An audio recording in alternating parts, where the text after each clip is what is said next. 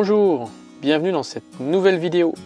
Une vidéo coucher de soleil, une vidéo voyage, une vidéo rencontre, une vidéo retrouvailles. Je suis toujours en Andalousie avec de magnifiques couchers de soleil et ceux qui me suivent sur Instagram savent que j'aime ça. J'aime aussi rencontrer des nouvelles personnes et retrouver des personnes que j'ai déjà rencontrées. C'est ce que vous allez découvrir dans cette vidéo. Au départ, je suis toujours à Torre del Mar où je viens de me séparer avec Franck et Audrey qui ont repris la route du Nord pour rentrer chez eux parce que leurs vacances arrivent à leur terme. Pendant ce temps, je suis posé au bord de la mer et je retrouve Jean-Daniel, abonné à ma chaîne, qui a voyagé dans beaucoup de pays. Et lui, il aurait vraiment dû avoir une chaîne YouTube. En tout cas, il devrait écrire des livres parce que c'est passionnant d'écouter toutes ces histoires qu'il a vécues lors de ses voyages. Vraiment, Jean-Daniel, je t'encourage à écrire toutes tes anecdotes parce que tu es un livre ouvert et c'est vraiment un plaisir de t'écouter. Et je suis très heureux de t'avoir rencontré. Après Torre del Mar, je reprends la route toujours vers le sud en direction de Marbella.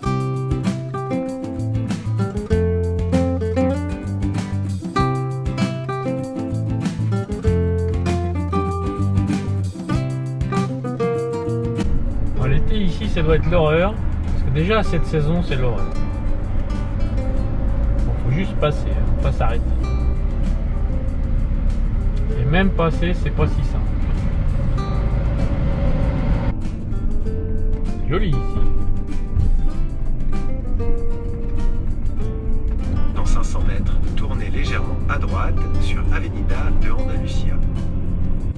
À Marbella, je vais retrouver Axel et Lydie, mes amis belges que vous avez probablement déjà vus dans mes vidéos. J'avais rencontré Axel lors du SVA à Nantes l'année dernière. Salut Laurent. Salut Axel, ça va? Ça va et toi? Si je peux avancer encore un peu peut-être ou... Oui.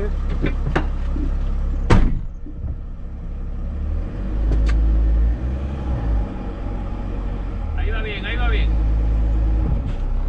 Je me retrouve chez eux et c'est depuis la plage qui est devant chez eux et depuis leur balcon que je peux de nouveau admirer les couchers de soleil andalous et me faire plaisir et vous faire plaisir avec ces magnifiques photos.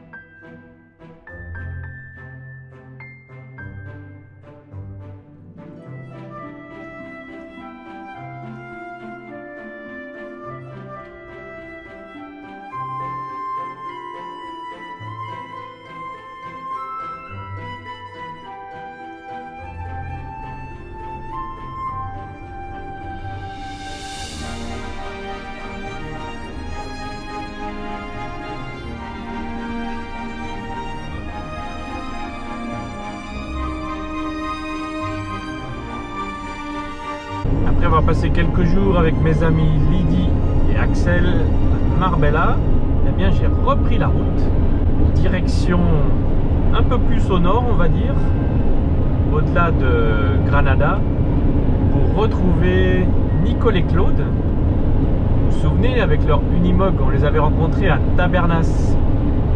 On est resté en contact, et là l'idée c'est de se retrouver, passer un petit moment ensemble. Donc voilà, il fait toujours aussi beau.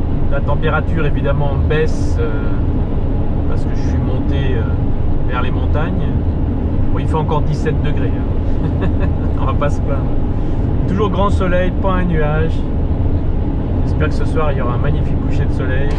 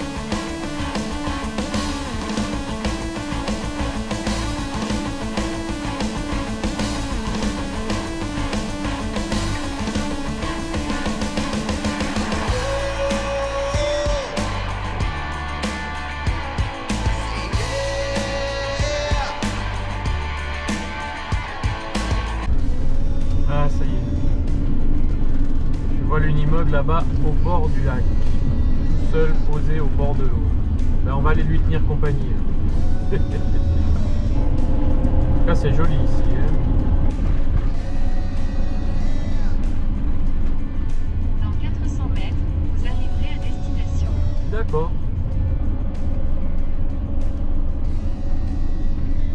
Vous êtes arrivé. Non, je suis pas arrivé. Il faut que je trouve le chemin qui descend maintenant.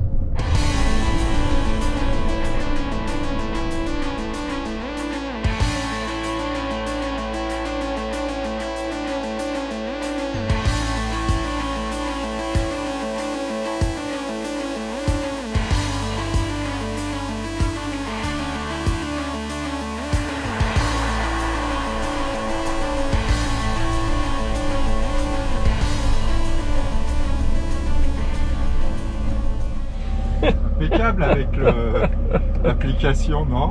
Ah, c'était bien. Pas mal. T'arrives pour le coucher du soleil, c'est cool. Ouais, c'est cool.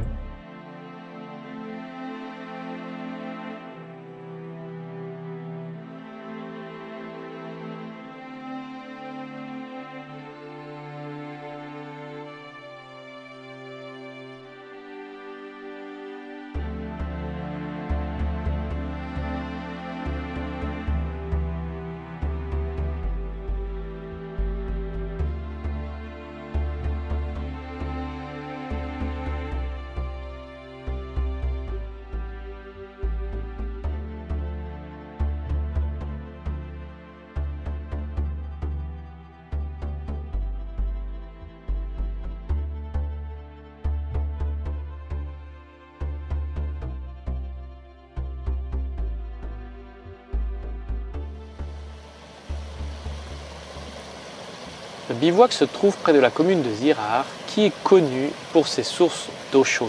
Et juste à côté du bivouac, il y a de l'eau chaude qui coule le matin. Je suis allé faire ces quelques images absolument étonnantes de cette eau qui fume. Il faut dire qu'il fait très froid et l'eau coule à 38 degrés.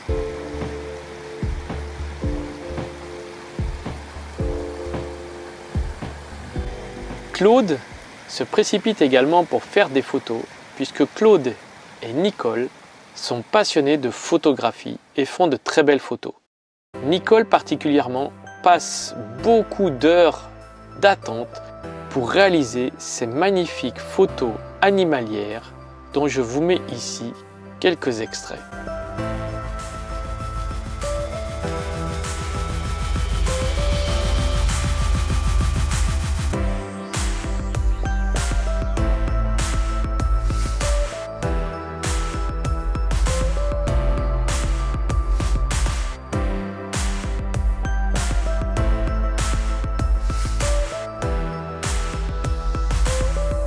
Cette lionne a été photographiée par Nicole et la photo a été adaptée pour orner le salon de leur magnifique véhicule de voyage.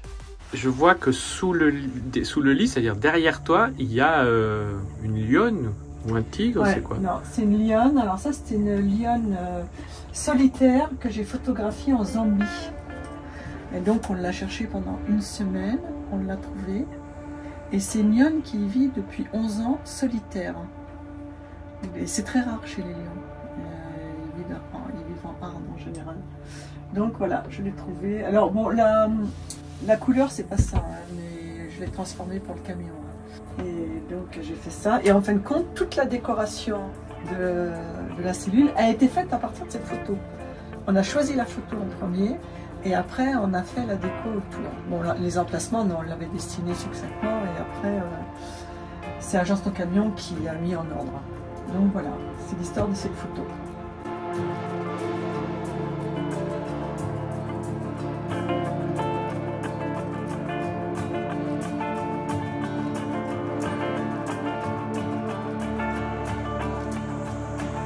Votre immeuble, là, vous l'avez depuis combien de temps? Ben alors, On l'a acheté en novembre. On l'a acheté en novembre l'année dernière, ouais. Donc novembre 2022? Oui. Donc c'est récent. 21. Et on l'a mis en chantier en début d'année 2022, En mars. en mars. 2022. Mais il faut dire qu'avant l'Unimog, on avait le van Volkswagen. Ah, vous aviez un petit van, un T5, un T6 Ouais. C'est 5. T5 et on a voyagé 5 ans avec le T5. D'accord. Et on voyage, on a voyagé assez longtemps. On est parti en Islande avec le T5 et là on s'est dit il faut qu'on change. Parce que le T5 c'est super, sauf qu'il n'y a pas de lit à poste. Donc tous les soirs tu es obligé de faire tes lits. En Islande il faisait quand même assez froid, donc tu vis quand même à l'intérieur. Et on a dit on va continuer mais il faut vivre autrement, quoi. Et donc on fait de la photo animalière pour les appareils photo, pour les objectifs, tout, quoi. C'était quand même assez compliqué. Donc au bout de 3 mois on est rentré, assez fatigué quand même très fatigué. Et là j'ai dit à Claude, qui est mon mari, on va changer de véhicule parce qu'on ne peut pas partir aussi longtemps, quoi. Un T5, 3 mois avec un T5 c'est quand même long, quoi.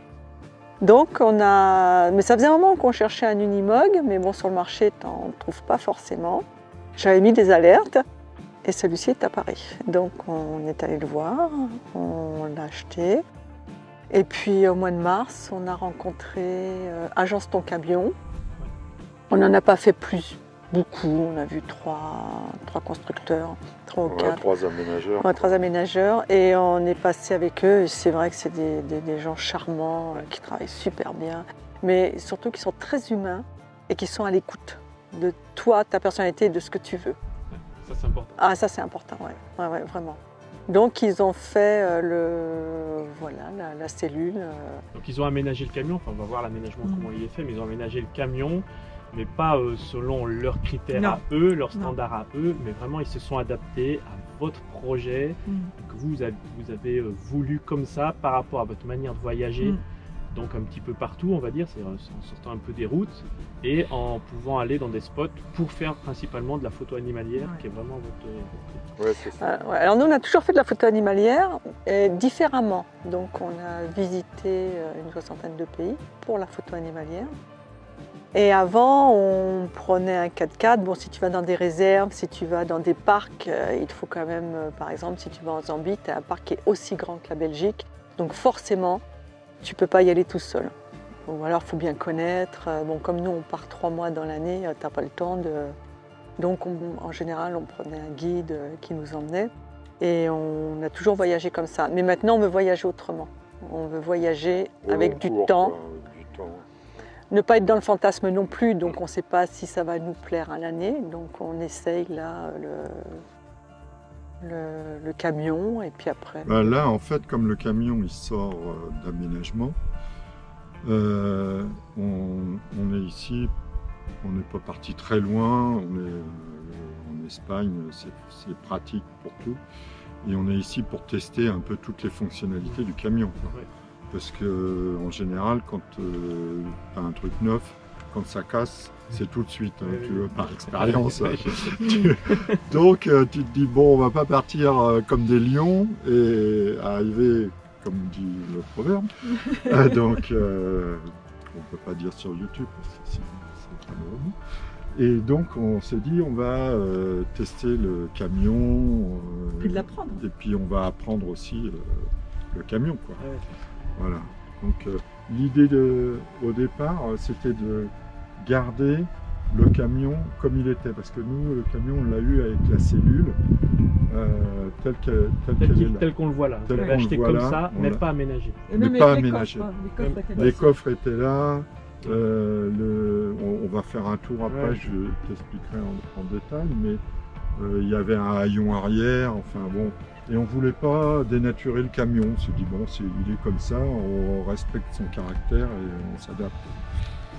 Donc après, on a fait un certain nombre d'aménagements, mais le travail de Agence Ton Camion, ça a été vraiment de créer les ouvertures, créer les coffres, enfin, et aussi faire toute la domotique du camion, c'est-à-dire l'électricité, les panneaux solaires,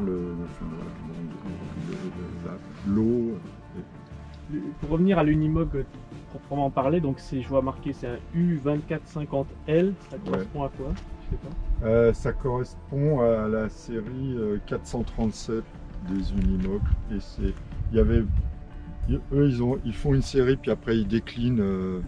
Chez Mercedes Unimog, ils déclinent des versions longues, courtes, des versions. Ça dépend de l'utilisation du camion après, quoi. Donc des versions plus adaptées à des engins de chantier ou plus adaptées à je sais pas, des véhicules pompiers par exemple ou des choses comme ça. Celui-là, c'est une L, ça veut dire que c'est un châssis long. D'accord. Donc ça veut dire que je crois que la longueur c'est 3,25 là, qui est quand même assez court sur un camion. Il est de quelle année? Il est de 2002. C'est un 2002. Quelle cylindrée? C'est un 6 cylindres, c'est un Mercedes 6 cylindres, 6 litres. 6 litres. Ouais, qui développe, je pense, à la louche comme ça, je dirais 240 ou 250 chevaux. D'accord, c'est un 6 cylindres en ligne. Ouais. Boîte manuelle, je suppose. Boîte manuelle, 8 vitesses, plus 8 vitesses courtes. Enfin, ouais. Et il est en permanence en 4 roues motrices? Non, il est en propulsion. Il est en propulsion permanent. Permanent, et on passe en 4 roues motrices, et on peut aussi passer en blocage de différentiel. D'accord.